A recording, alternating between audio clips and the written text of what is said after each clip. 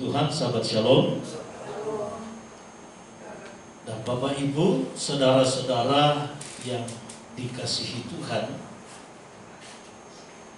Dari parasa yang kita baca hari Sabat yang kudus ini, kita bisa melihat bahwa Bapa Surgawi,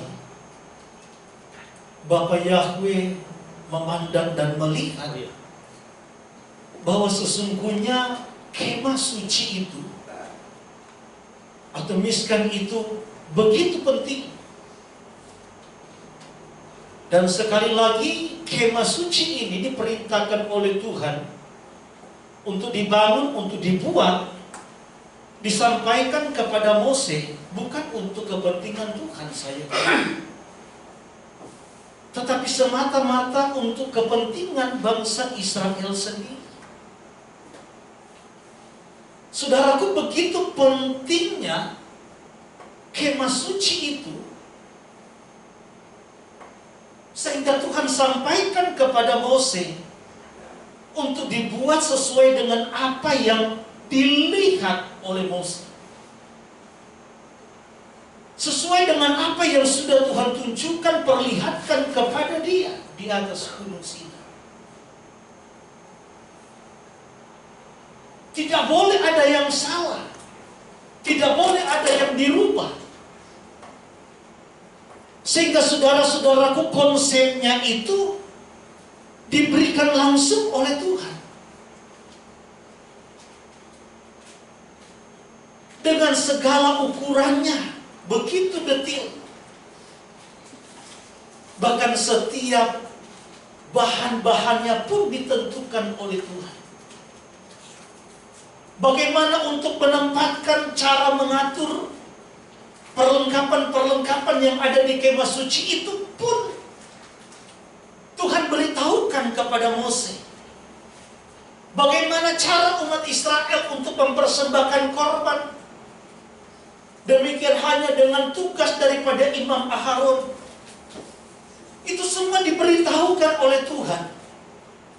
Dan sekali lagi saudaraku, tidak boleh ada yang salah, tidak boleh keliru. Ibaratnya saudaraku, Bapa Surgawi itu bagaikan pribadi yang punya proyek. Dia yang punya proyek ini, sehingga dia menginginkan Mose menjalankan, melakukan sesuai dengan apa yang Tuhan inginkan. Nah, kalau Bapa Surgawi, Bapa Yahweh sang punya proyek ini, maka Mose ini diibaratkan sama seperti dengan arsiteknya atau bagian gambarnya.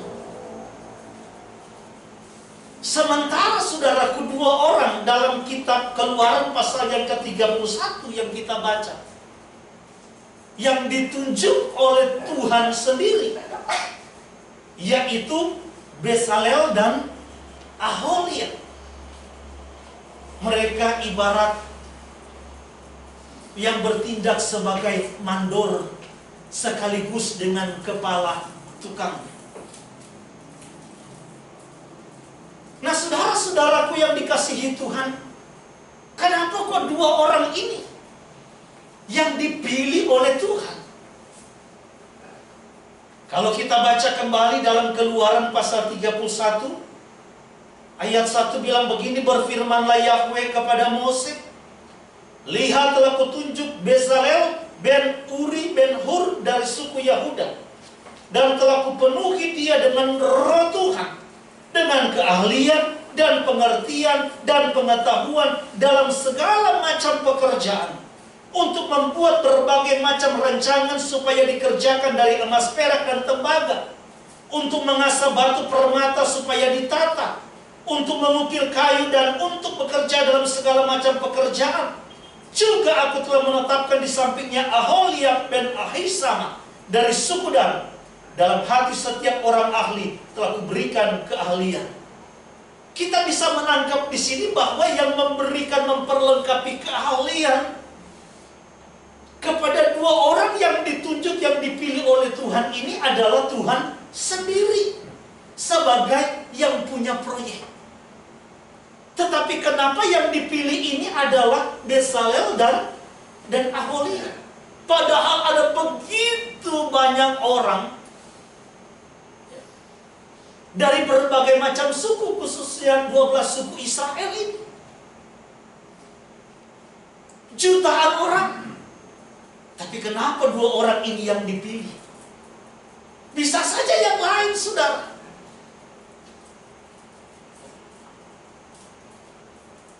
Apakah ini sebuah kebetulan? Saya kira saudara, di dalam Tuhan tidak ada yang kebetulan.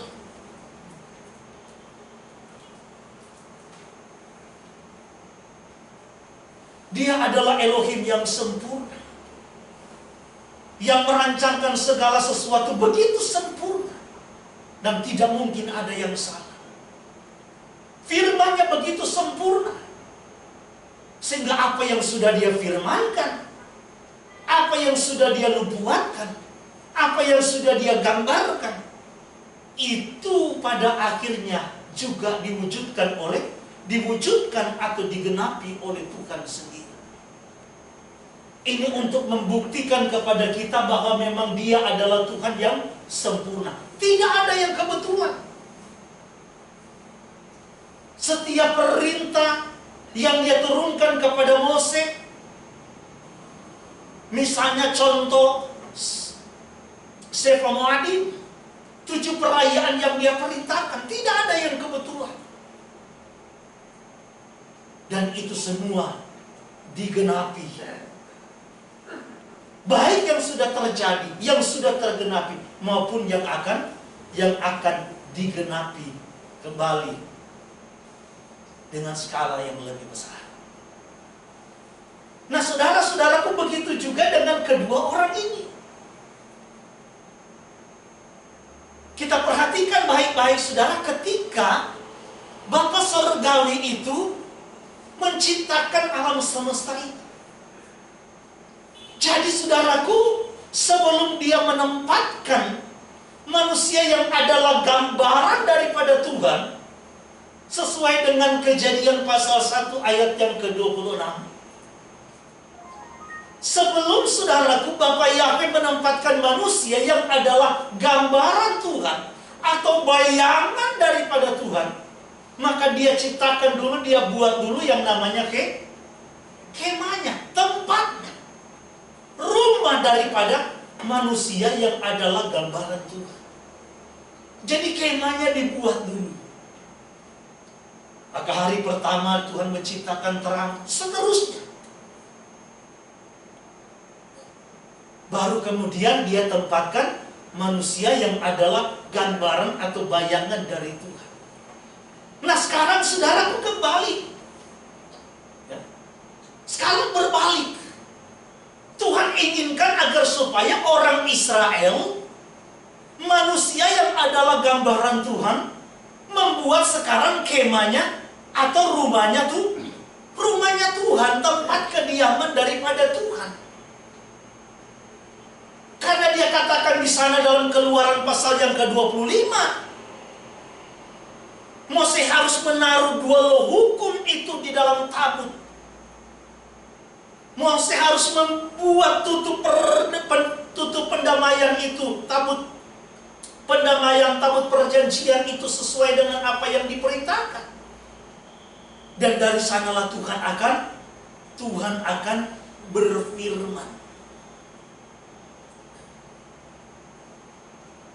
Dalam 1 Raja-Raja pasal yang ke-8, tolong Parende baca.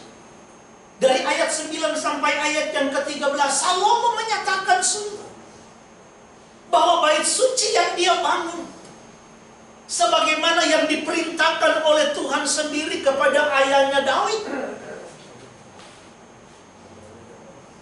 tetapi sudah dinubuatkan, sudah disampaikan kepada Daud bahwa yang akan membangun bait suci ini adalah anaknya yang bernama Salomo. Salomo menyatakan ketika dia bangun bait suci bahwa dia telah membangun tempat kediamannya tempat kediamannya Tuhan, di mana Tuhan akan bersemayam, berdiam, dan akan berfirman dari bait suci itu, dari tabut perjanjian, di mana di dalam tabut perjanjian ada 2 loh batu. Tolong Pak Rende baca. 1 Raja-Raja 8 ayat 9 sampai 13. Dalam tabut itu tidak ada apa-apa selain dari kedua loh batu yang diletakkan Mose ke dalamnya di Gunung Horeb, yakni loh batu diteruskan perjanjian yang diadakan Yahweh dengan orang Israel pada waktu perjalanan mereka keluar dari tanah Misraim. Di dalam tabut itu, perjanjian itu, gak ada apa-apa selain dua loh batu yang ditukik, yang ditulis oleh jari Tuhan sendiri, yang berisi tentang 10 hukum Tuhan, Asara di Barat yang seringkali kita baca setiap saat. Terus, ketika imam-imam keluar dari tempat kudus, datanglah awan memenuhi rumah Yahweh, sehingga imam-imam tidak akan berdiri untuk menyelenggarakan kebaktian oleh karena awan itu, sebab kemuliaan Yahweh memenuhi rumah Yahweh. Pada waktu itu berkatalah Salomo, Yahweh telah menetapkan matahari di langit, Dia yang menciptakan, menetapkan benda-benda penerang termasuk matahari. Tetapi Ia memutuskan untuk diam dalam kegelapan. Sekarang aku telah mendirikan rumah kediaman bagimu, tempat engkau menetap selama-lamanya. Nah, tetapi Tuhan telah memutuskan untuk tinggal dan berdiam di dalam kemah suci, di dalam bait suci, di mana di sanalah nanti Dia akan berfirman dari atas tutup tabut perjanjian itu, tutup pendamaian. Nah, saudara-saudaraku yang dikasihi Tuhan, saya sekali lagi balik lagi ke awal, bahwa setelah Tuhan menciptakan kemah, rumah, tempat tinggal manusia, baru kemudian Dia tempatkan manusia yang adalah gambaran atau bayangan dari Tuhan. Nah, sekarang saudaraku balik. Tuhan mau supaya orang Israel ini membuat kemah buat Dia, rumah untuk Tuhan tinggal, rumah untuk Tuhan bersemayam. Tetapi yang ditunjuk itu adalah Besaleel dan Aholiab. Padahal ada begitu banyak saudara, orang-orang Israel. Tapi kenapa 2 orang ini yang ditunjuk? Saya kira nggak ada yang kebetulan. Karena arti nama daripada Besaleel itu sendiri adalah bayangan Elohim. Arti daripada nama Besaleel itu adalah bayangan Elohim, rupa Elohim.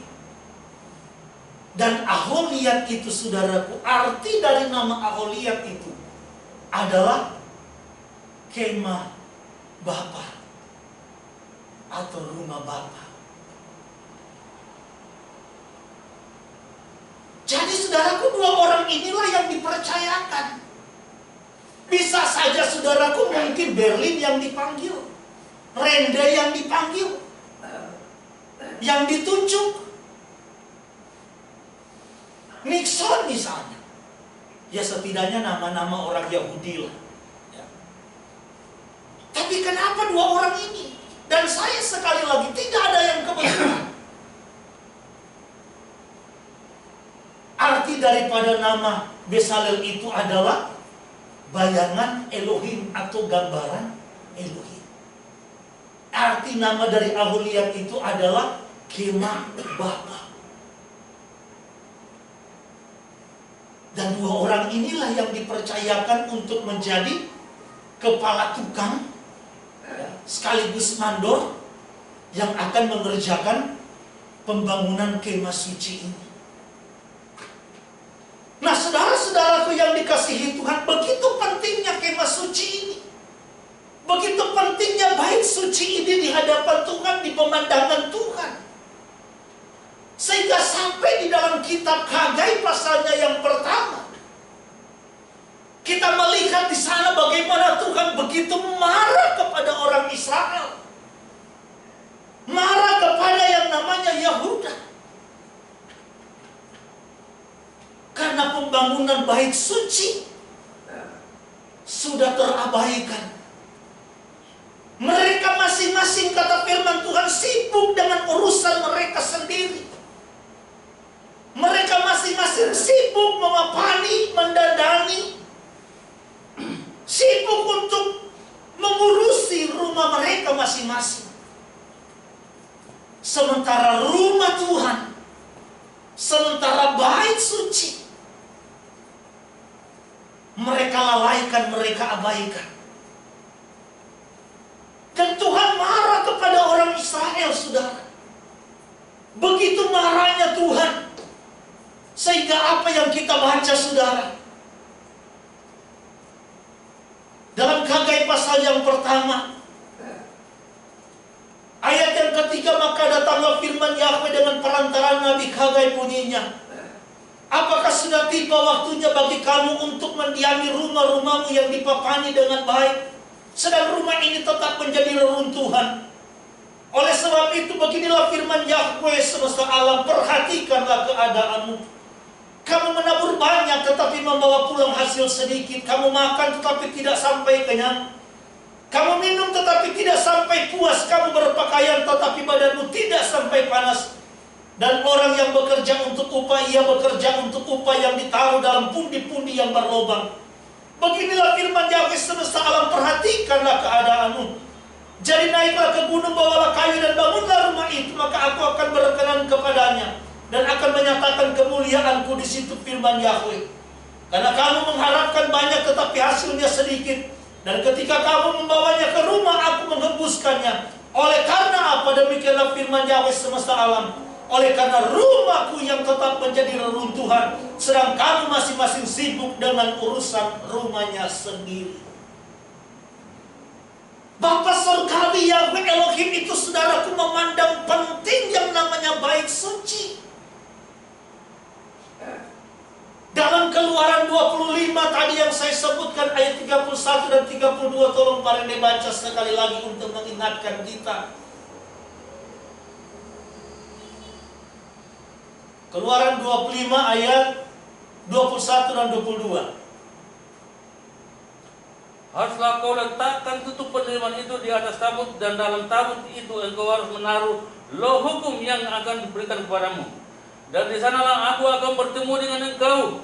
Dan dari atas tutup penerimaan itu, dari antara kedua kerup yang di atas tabut hukum itu, aku akan berbicara dengan engkau tentang segala sesuatu yang kuperintahkan kepadamu untuk disampaikan kepada orang Israel. Nah, saudara-saudaraku yang dikasihi Tuhan, dari ayat-ayat yang sudah kita baca dan dengarkan bersama, kita bisa melihat dengan sangat jelas bahwa Tuhan tidak pernah menganggap remeh yang namanya bait suci, kemah suci.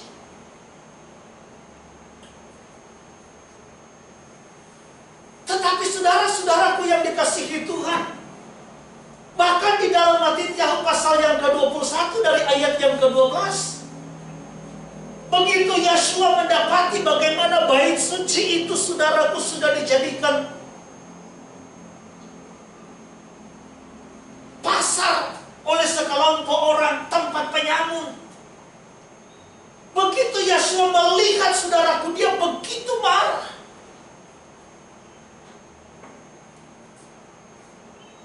Dan menjungkir balikan, membongkar semua meja-meja orang-orang yang berjualan di halaman bait suci.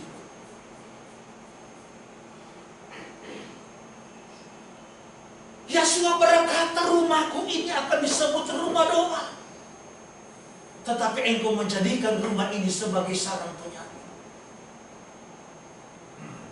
Dan saudara-saudaraku, tetapi ada yang lebih penting yang Tuhan mau tekankan kepada orang Israel.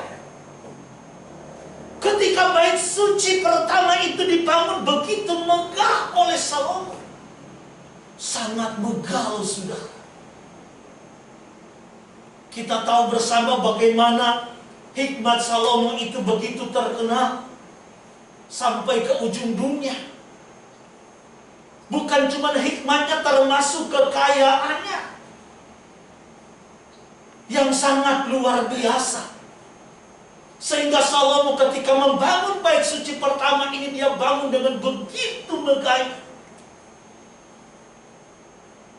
Tetapi apa yang disampaikan oleh Tuhan kepada Salomo, kamu harus tetap berpegang kepada segala perintah dan ketetapan.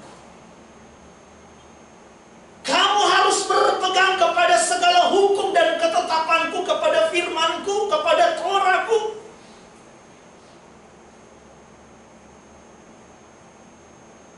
Karena kalau tidak berkaitan dengan bait suci, kalau tidak, maka bait suci yang megah yang kamu lihat ini, itu akan tinggal menjadi reruntuhan. Tuhan sudah warning. Tuhan sudah sampaikan kepada orang Israel, kepada Salomo, jangan berpaling. Jangan tinggalkan Torah Bapa Yahweh. Hiduplah sesuai dengan apa yang Tuhan perintahkan, apa yang Tuhan inginkan. Begitu pentingnya Torah itu, saudaraku, sehingga 2 loh batu itu Tuhan taruh di dalam tabut perjanjian. Begitu pentingnya sehingga 10 hukum itu Tuhan sendiri yang tulis dengan jari Tuhan sendiri. Maka Tuhan ingatkan kepada orang Israel, kepada umat yang Dia pilih, jangan sampai engkau menyimpang dari hukum dan ketetapan, dari segala peraturan-peraturan yang sudah aku berikan. Karena kalau tidak, bangunan yang megah ini yang kamu lihat ini akan tinggal menjadi kenangan, akan tinggal menjadi reruntuhan. Dan ternyata saudaraku benar. Jadi Tuhan kita itu, saudaraku, bukan hanya sekedar peletat peletut, hanya ngancam saja. Tapi sesungguhnya tidak pernah berani untuk melakukan vonis terhadap apa yang sudah Dia ucapkan. Tidak. Tuhan kita adalah Tuhan yang konsisten. Itulah sebabnya saudara-saudaraku yang dikasihi Tuhan, ada hal yang lebih penting yang Tuhan mau ingatkan dan tekankan kepada orang Israel. Bahkan di dalam peristiwa seorang Saul ketika disuruh oleh Tuhan untuk menumpas semua tentara Amalek, termasuk rajanya, termasuk semua binatangnya, disuruh tumpas habis.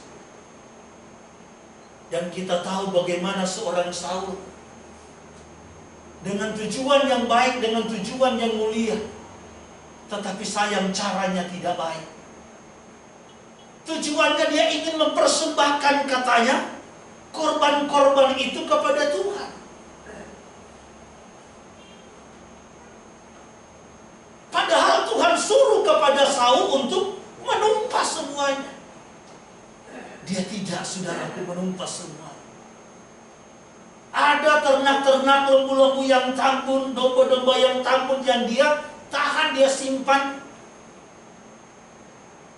Dia bilang kepada semua ini akan aku persembahkan kepada Tuhan. Sehingga Tuhan begitu marah.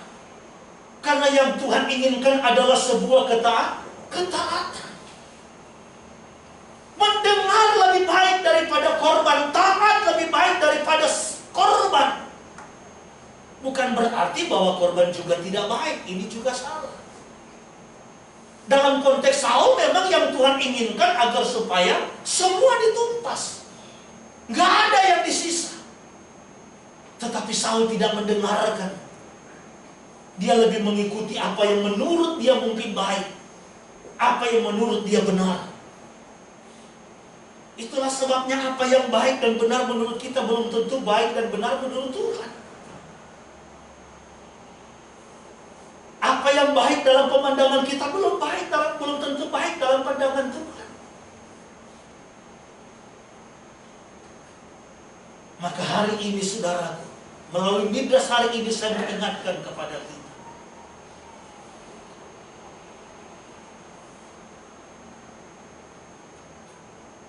Firman Tuhan katakan saudara dalam 1 Korintus pasal yang ketiga, yang mungkin kita sudah tahu ayat 16 dan ayat 17, tolong Pak yang dibaca.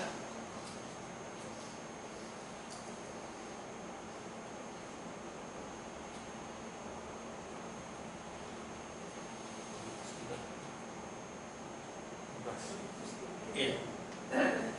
16 dan 17. 1 Korintus 3 ayat 16 dan 17. Tidak tahukah kamu bahwa kamu adalah bait Elohim dan bahwa ruah Elohim diam di dalam kamu? Jika ada orang yang membinasakan bait Elohim, maka Elohim akan membinasakan dia. Sebab bait Elohim adalah kudus dan bait Elohim itu ialah kamu. Ingat saudaraku, 1 Korintus 6 ayat 19. Bait Elohim itu katanya adalah kudus. Sekali lagi, bait Elohim itu saudaraku adalah kudus.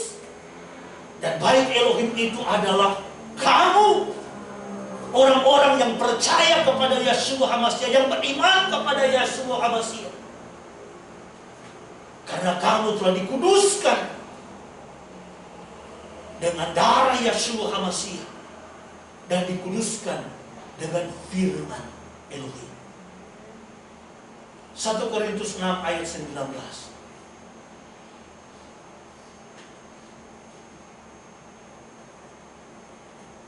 Aku tidak tahukah kamu bahwa tubuhmu adalah bait Ruah HaKodesh yang diam di dalam kamu?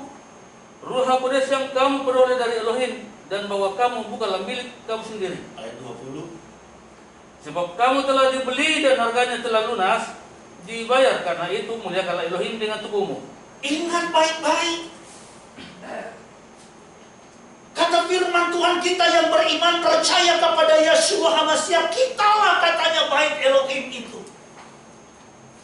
Di mana ruah Elohim itu berdiam, bersemayam di dalam hati kita, di dalam hidup kita. Dan tidak mungkin saudaraku, apa yang ada di tanah, yang sudah digambarkan di dalam tanah, kemudian saudaraku berubah ketika ada di dalam Brit Kadasha. Di dalam tanah saudaraku, Tuhan akan bersemayam karena di dalam tabut perjanjian itu ada namanya dua loh batu. Dan kita tahu bagaimana seorang Imam Aharon setahun sekali ketika dia datang masuk ke ruang Maha Kudus untuk melakukan pendamaian atas dosa yang dilakukan oleh bangsa Israel. Maka darah anak domba yang tidak bercacat celah itu dia akan bersihkan di dalam tabut perjanjian. Ini menggambarkan tentang pengorbanan Yeshua HaMashiach yang mendamaikan kita, mendamaikan manusia dari segala dosa. Dan bukan cuma darah Yeshua HaMashiach, tetapi dua loh batu yang ada di dalam tabut perjanjian itu. Torah itulah yang menguduskan kita, saudara. Torah itulah yang akan menuntun dan membawa kita sehingga kita nanti kelak akan benar-benar berbeda, benar-benar terpisah dengan orang-orang yang tidak menyembah kepada Elohimnya Israel. Torah itulah yang akan mengubah kehidupan saudara dan saya. Memang sering kita mendengar begini, ada orang suka bilang, waduh, saya dilewati melalui pujian tadi. Saya diubahkan melalui pujian yang dinyanyikan worship leader tadi. Bukan berarti tidak bisa, bisa saja. Terjuga lirik dalam pujian itu merupakan kutipan dari firman Tuhan. Tetapi bukan saudaraku pujiannya dalam arti lantunannya, musiknya yang mengubahkan kita. Tetapi lirik dalam pujian itu, firman dalam pujian itulah yang mengubah kita, yang menjama kita, sehingga mengubah hidup saudara dan saya. Nah, inilah firman Tuhan yang berkuasa, firman Tuhan yang kita dan saudara imani. Jadi Torah itulah saudara dari waktu ke waktu, dari hari ke hari akan mengubah kehidupan kita, akan membaharui kehidupan kita, menguduskan kita senantiasa, sehingga membuat kita menjadi orang-orang yang berbeda dengan orang-orang duniawi, terpisah dengan orang-orang duniawi. Firman Torah yang hidup itu. Makanya saudara-saudaraku yang dikasihi Tuhan, kalau kita kembali ke tanah tadi, ke dalam pembacaan parasa kita hari ini, di mana kemah suci itu dibangun, disuruh buat oleh Tuhan, salah satunya agar supaya orang Israel pun bisa beribadah kepada Tuhan, menyenangkan hati Tuhan, memuliakan namanya yang kudus. Nah, kalau kita bawa konsep sesuai dengan apa yang dibacakan tadi dalam 1 Korintus pasal 3 ayat 16 dan 17, dan 1 Korintus 6 ayat 19 dan 20, bahwa tubuh kita ini katanya adalah baiknya Tuhan. Tubuh kita itu katanya adalah kudus, di mana Roh Kudus itu berdiam dan bersemayam. Lalu kapan kita beribadah? Bagaimana cara kita beribadah? Saudara-saudaraku yang dikasihi Tuhan, saya mau ingatkan hari ini bahwa konsep ibadah kita ini, saudara, jangan hanya tertuju kepada seperti apa yang kita lakukan di hari Sabat ini, dengan ada liturginya. Ya. Kalau orang Israel mungkin di zamannya itu ada ritualnya. Bukan hanya sekedar itu yang disebut ibadah, saudara. Ini yang kita lakukan seperti ini hanya bagian kecil dari ibadah. Tetapi ibadah yang sesungguhnya, saudara, sebagaimana yang dikatakan oleh Roma pasal 12 ayat yang pertama. Kata ibadah dalam bahasa Yunani yang dipakai di situ adalah lateria. Ibadah yang berkenan itu, kata berkenan bukan hanya sekedar saudaraku menyenangkan, tetapi ibadah yang diterima oleh Tuhan. Jadi berkenan itu diterima oleh Tuhan. Nah, bagaimana cara kita beribadah kepada Tuhan? Kata firman Tuhan, saudara, bahwa persembahkanlah tubuh. Ayat 21 Korintus pasal 6 tadi bilang, muliakan Tuhan dengan tubuhmu. Persembahkanlah tubuhmu sebagai persembahan yang hidup, yang kudus, dan yang berkenan kepada Tuhan. Kalau kita mau jujur, saudara, kalau ini kita bilang pertemuan seperti ini dengan liturgi, bahwa ini ibadah yang kudus, ya ibadahnya yang kudus, karena memang Sabat itu adalah kudus. Tetapi belum tentu orang-orang yang beribadah di dalamnya itu kudus dan berkenan kepada Tuhan. Sekali lagi, berkenan, diterima. Kenapa? Karena kalau kita mau jujur, saudara, ada begitu banyak orang-orang di luar sana menjadi orang-orang yang munafik. Saudara tahu munafik? Saudara senang kira-kira kalau dekat atau berhubungan intens dengan orang-orang yang munafik. Saudara aja nggak senang. Contoh, mungkin di depan kita dia baik-baik, cerita yang baik, tapi di belakang kita tahu dia menjelek-jelekan kita misalnya. Akhirnya kita dalam hati kecil, ini munafik, bermuka dua. Begitu dia ngomong manis-manis kepada kita, kira-kira saudaraku, hati kecil kita, tanggapan kita apa? Paling dalam hati kecil, prel. Karena kita saja manusia tidak suka dengan orang-orang yang munafik. Kita saja manusia tidak suka dengan orang-orang yang pembohong. Begitu juga dengan Tuhan. Maka kalau konsep ibadah kita hanya tertuju kepada yang namanya ritual ibadah seperti ini, kita akan tersesat. Maka banyak kita lihat di luar sana, jangan sampai di sini ada. Atau yang mengikuti ibadah virtual ini ada. Kalau di gereja, wah, beti-beti sama malaikat terang sudah. Ngomongnya rohani, di gereja aja pada waktu ibadah. Nyanyinya menyenangkanmu. Menggelegar lagi suaranya. Senangkan. Hanya itu kerinduanku. Begitu bawa motor, bawa mobil di jalan, orang nyalip, mulai bangsat. Ini yang saya sebut orang-orang munafik. Ini yang saya sebut orang-orang pembohong. Dan orang-orang macam seperti ini banyak di dalam gereja.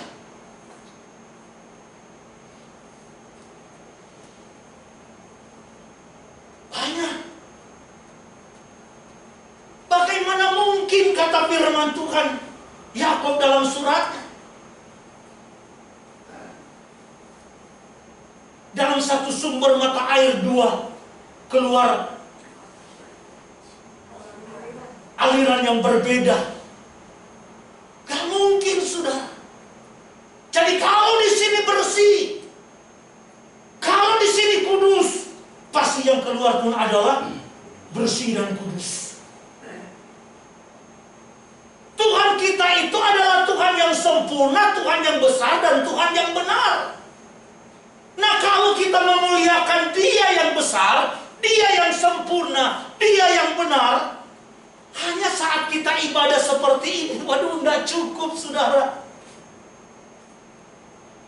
Kita mau menyenangkan Tuhan, Tuhan yang besar, Tuhan yang benar, Tuhan yang sempurna, hanya mungkin kalau ibadah kita 3 jam, mana cukup. Itulah sebabnya yang Tuhan tuntut ibadah kita itu bukan hanya, sekali lagi, bukan hanya, artinya ini juga termasuk. Bukan berarti bahwa ini tidak termasuk. Kalau benar-benar hidup kita dibawa sesuai dengan Torahnya Tuhan, berjalan sesuai dengan ketetapannya Tuhan, maka ungkapan lirik dalam setiap pujian yang kita lantunkan itu akan menjadi berkat bagi diri kita. Itu akan menjadi satu pengaguman dan keharuman bagi Tuhan di tempat yang maha tinggi. Tapi kalau di satu sisi kita di rumah maki melulu, di satu sisi kita di rumah tipu melulu, di satu sisi kita di rumah berzina melulu, terus di sisi lain kita datang di hari Sabat, dengan mulut kita mau agungkan Tuhan, kira-kira saudara, pengagungan kita itu menyenangkan Tuhan apa tidak? Makanya Amsal bilang, orang yang memalingkan telinganya dari hukum. Sekali lagi, orang yang memalingkan telinganya dari hukum, dari firman Tuhan, maka doanya pun adalah Kecil. kekejian di hadapan Tuhan. Bukan saya. Firman-Nya begitu, saudara. Orang yang memalingkan telinga dari hukum, tidak mempedulikan Taurat Tuhan, mengabaikan hukum dan ketetapan Tuhan, doamu itu, pujianmu itu bukan mendatangkan keharuman, bukan persembahan yang harum, tetapi itu justru menjijikkan di hadapan Tuhan. Yang sama yang saya bilang tadi, itulah gambaran orang-orang yang munafik. Kita aja jijik kok dengan orang munafik. Kalau kita mau jujur, ngomong manis di muka doang, kalau ketemu di belakang ngomong yang jelek misalnya. Kita aja jijik dengan orang-orang begitu. Begitu juga dengan Tuhan. Itulah sebabnya saudara-saudaraku yang dikasihi Tuhan, renungkan baik-baik. Berarti kalau setiap hidup kita, apa yang kita pikirkan, apa yang kita perkatakan, apa yang kita kerjakan dan lakukan, itu adalah ibadah kita. Berarti tempat ibadah kita di mana? Tempat ibadah kita di mana, saudara? Bukan hanya sekedar di sini. Kalau engkau sebagai seorang pelajar, engkau sebagai seorang mahasiswa, maka tempat ibadahmu adalah kampusmu, sekolahmu, itu adalah tempat ibadah. Di mana di sana engkau mau berlakukan firman Tuhan, engkau mau menjalankan Torahnya Tuhan. Engkau sebagai karyawan kantoran, maka kantormu itu adalah tempat ibadahmu. Rumahmu adalah tempat ibadahmu.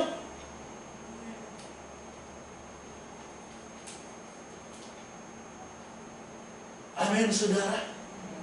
Karena yang Tuhan inginkan bagaimana kita memuliakan Dia dalam seluruh aspek kehidupan kita, dimanapun kita berada, termasuk di tempat kita sekolah, di tempat tinggal kita di rumah, di tempat kita bekerja di kantor, di mana saja.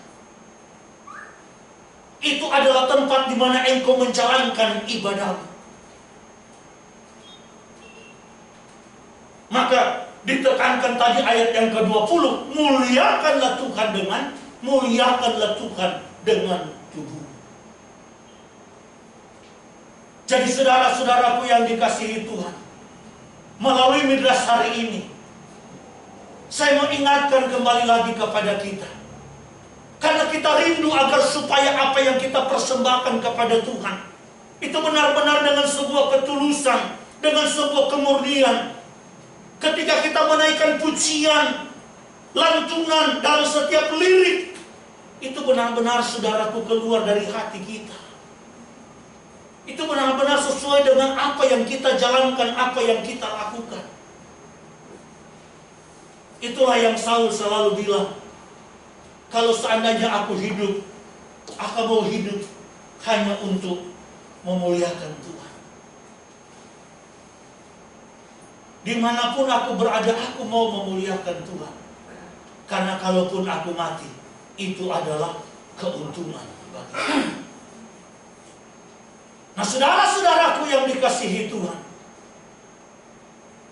jangan ada di antara kita, kalau di luar sana ya biarkan mereka, tapi jangan ada di antara kita yang mau menjadi seperti yang saya sebut tadi, walaupun mungkin agak kasar, munafik, pembohong. Kita hanya kelihatan rohani waktu kita ibadah seperti ini, tapi di luar tempat seperti ini, di luar persekutuan seperti ini, kita kumat lagi. Ini yang Tuhan tidak inginkan. Itulah sebabnya Bapak Ibu Saudara yang dikasihi Tuhan, biarlah melalui firman Tuhan ini, sebagaimana yang saya sudah tekankan di awal tadi, tidak ada yang kebetulan. Maka renungkan baik-baik. Kalau masih ada di antara kita yang masih betah, yang masih suka dengan yang namanya dosa, yang masih suka berkompromi dengan hal-hal yang tidak Tuhan kenan, yang tidak Tuhan kehendaki, maka minta kekuatan daripada Tuhan untuk tinggalkan itu semua. Firman Tuhan katakan dalam Matius pasal 21 tadi, setelah bait suci itu dibersihkan oleh Yeshua, mereka diusir semua. Maka yang tadinya di bait suci itu mungkin hampir tidak pernah ada mujizat, tapi setelah dibersihkan, maka mujizat pun terjadi. Kemuliaan Tuhan dinyatakan. Di sana ada orang-orang berseru, Hosana ada Daud. Mereka menyatakan bahwa Mesias, bahwa Yeshua adalah sungguh-sungguh Mesias yang mereka nantikan. Biarlah Bapa Yahweh memberkati kita semua, memberikan kita kekuatan dan kemampuan untuk kita dapat menjalankan hidup ini sebagai bentuk ibadah kita kepada Tuhan. Dari kita bangun tidur sampai kita tidur lagi. Sekali lagi, dari kita bangun tidur sampai kita tidur lagi, itu adalah ibadah kita kepada Tuhan. Termasuk hal seperti ini. Tuhan kiranya memberkati kita semua. Haleluya. Mari kita akan datang untuk menyembah Tuhan.